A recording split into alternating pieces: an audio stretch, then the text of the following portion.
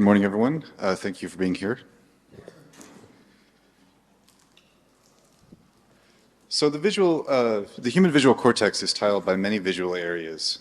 Shown here are the 25 visual areas that are part of the Probabilistic Visual Area Atlas by Wong and colleagues. Now, these visual areas, there's 25 of them. All of these areas are the subject of ongoing neuroimaging research. Such research typically requires knowledge of the boundaries and the visual field mappings of the relevant visual areas. And yet finding these boundaries is very time-consuming and very expensive. And it's expensive not just in terms of MRI time, but in terms of human time, human expertise, and computational time. Now I'm going to be focusing on the areas V1, V2, and V3 in the early visual cortex. And so I just wanted to take a moment to orient everyone who doesn't think about retinotopic maps as much as I do to kind of what we're dealing with here. What I'm showing you here on the left is the polar angle maps, and on the right are the eccentricity maps. The circles that are split down the middle at the top are the visual fields. Those are basically a legend. And the polar angle maps tell us about the rotation around the visual field, while eccentricity tells us about the distance from the visual field. And what you should be able to see here as well is that I've labeled V1, V2, and V3. There's the three of the biggest cortical visual areas and the first three cortical visual areas. And we're going to be talking about them for this talk. Now, one nice thing about V1, V2, and V3 is when you look at the polar angle maps, the boundaries between them fall right on reversals of the polar angle, and that makes it very easy for humans to draw these boundaries. However, if we want a machine to draw these boundaries, we have to go back to technology that was invented by the free surfer folks back in the 90s. And they had this very great idea, which was that you could take an average model of a brain, which is what we're seeing on the left here, and you could also take an actual human brain, which is what we're seeing on the right, and you could start by inflating them into spheres, which just kind of makes the math easier. And once you've got these inflated into spheres, you can treat the sphere on the right as a great big rubber sheet that you can kind of stretch and compress, but you can't fold and you can't tear, and you can perform a high-dimensional nonlinear optimization that attempts to align the curvature on the right to the curvature on the left. And that looks a little bit like this. And once that process is finished, you should be able to see that the curvature maps line up pretty nicely. They're obviously not exactly the same.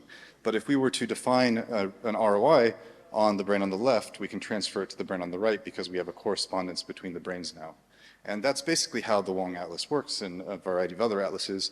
And these kinds of models have been very successful. So back in 2008, Oliver Hines defined the V1 boundary probabilistically this way. That was later extended to V1, V2, and V3 and made to include the retinotopic maps. And that eventually led to the Wong and colleagues atlas that we just saw. Now, anatomy only partially explains where the functional boundaries lie. And in fact, in previous work, we found that variation in anatomy accounted for maybe half of the variance in the functional maps.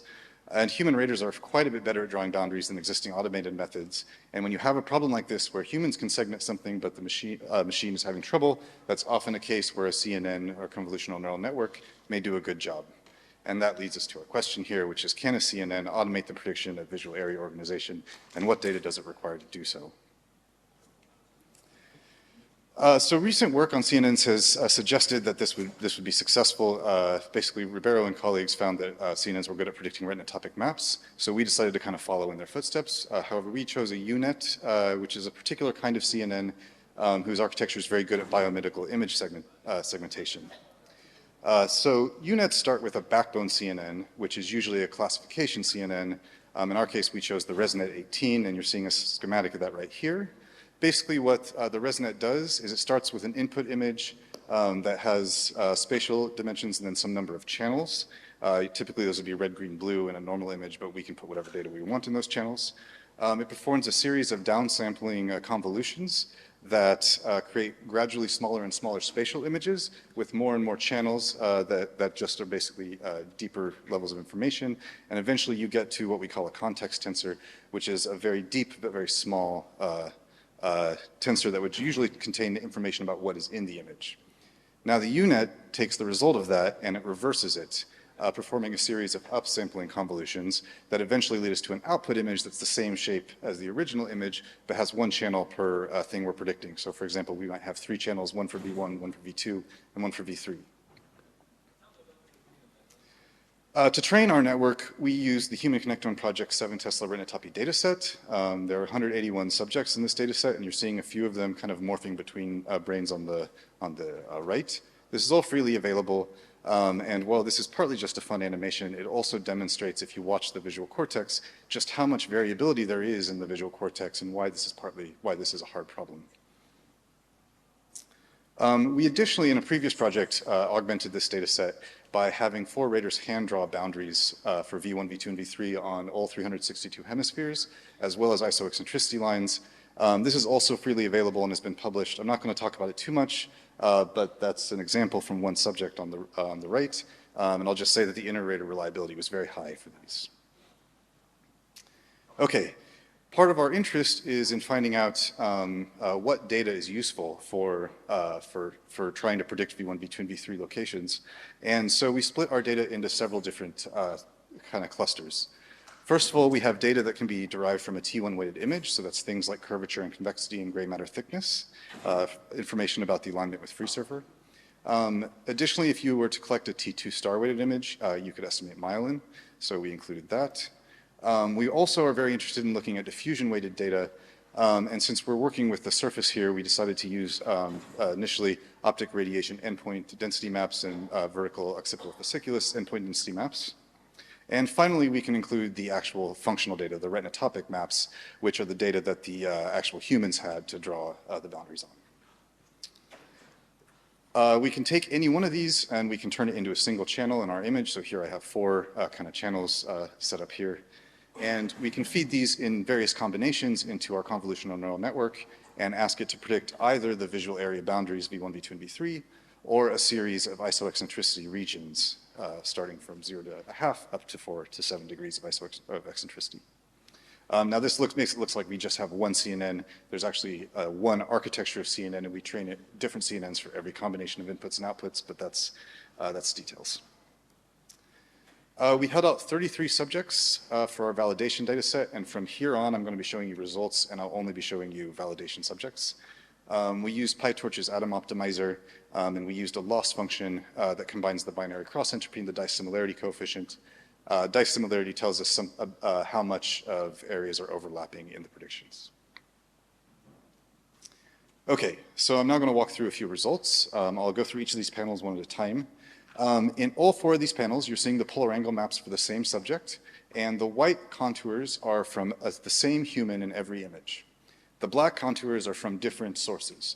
So in the upper left, we have 2 humans. The black contours are also a human, and we can see that the humans pretty well agree as to where those contours should go. In the upper right, we have the same human in white, but the black contours are an automatic anatomically based registration that is based on FreeSurfer, like I kind of explained a little bit ago. And it should be pretty clear that these do not agree as well, and in fact the black contours are not a very good prediction. They're in the ballpark. They're just not nearly as good as the human. On the lower right, we have, again, the same human, but the black contours are from a convolutional neural network that was only allowed to see the anatomical data, not the actual polar angle maps.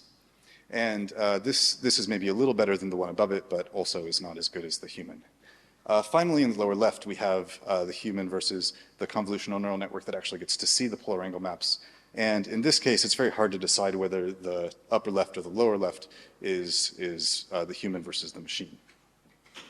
Now, this is a nice little anecdotal image from one subject, but let's actually look at some quantified results. So again, there's a lot of data on this. I'm going to explain it kind of one bit at a time. Do I have a laser pointer? Yes, okay. So over here in the purple column, we have what is the inter-rater reliability. So this is humans versus humans. We separated it into the left and right hemisphere, and you're seeing all the validation subjects there. The y-axis is just the dice score between the humans. So humans agree with each other with about 90%, so quite well. Now, if we look at these, this section here where, with the white background, these are the predictions compared to humans of the 4 different CNNs that receive different input data, but the important thing is that all of them received functional data. So they all got to see the polar angle maps that the humans also got to see. And what we can see here is that there's maybe a very small drop in accuracy relative to the inter-rater reliability, but overall these are basically performing at the level of humans. Now the next four with the gray background are again four different convolutional neural networks. However, all of these neural networks were not allowed to see the polar angle maps. They were allowed to see anatomical data and diffusion-weighted data only. Now they do just a little bit worse. They're more like around 75%. And then finally in the green column at the very end is the anatomical template-based method which uses FreeSurfer, and we can see that it does quite a bit worse than any of the CNNs. So the CNNs are capturing something about even the anatomical data that FreeSurfer is not necessarily capturing. Okay, we did the same thing for isoeccentricity contours. And I won't go in as much detail here, but I will just point out that we see basically the same pattern that we saw with the polar angle. We see that the two on the left, human versus human and human versus functional CNN, do a really good job. But on the right, the anatomical prediction methods do a less good job. And we see basically the same pattern of results when we look at the eccentricity data with just a couple differences. First of all, everything is just a little bit less accurate overall. However, this has everything to do with the fact that we're asking it to predict 5 areas that are smaller instead of 3 areas that are larger. And then if we look at the 4 functional CNNs again, we see approximately the same accuracy as the humans. And then again, for the anatomical CNNs with the gray background, these CNNs are substantially less accurate, but are still slightly more accurate than the FreeSurfer-based method. Now, the one other difference that I think is kind of interesting here is that if you look at the predictions that are only allowed to use anatomical data on the left, you see a lot more variance between the subjects, and this has a lot to do with the fact that eccentricity maps, the cortical magnification function, is actually quite different between subjects. So in conclusion, we've been able to train CNNs to accurately predict visual area boundaries. If you've gone to the trouble of collecting retinotopic maps for your subjects, you really shouldn't have to draw them by hand anymore. You should be able to take a CNN. I mean, we need to generalize this CNN to other data sets still, but you should be able to pretty soon take a CNN and just have it label your areas in isoeccentricity regions. We found that anatomical CNNs can improve on the existing anatomical methods of FreeSurfer, which is very useful, although they improve less when predicting isoeccentricity regions.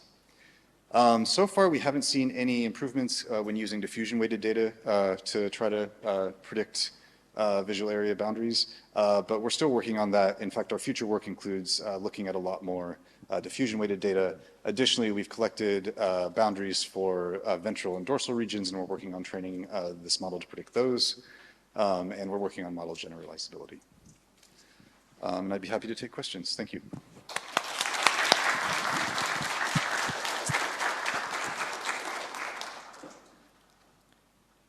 We have time for one quick question.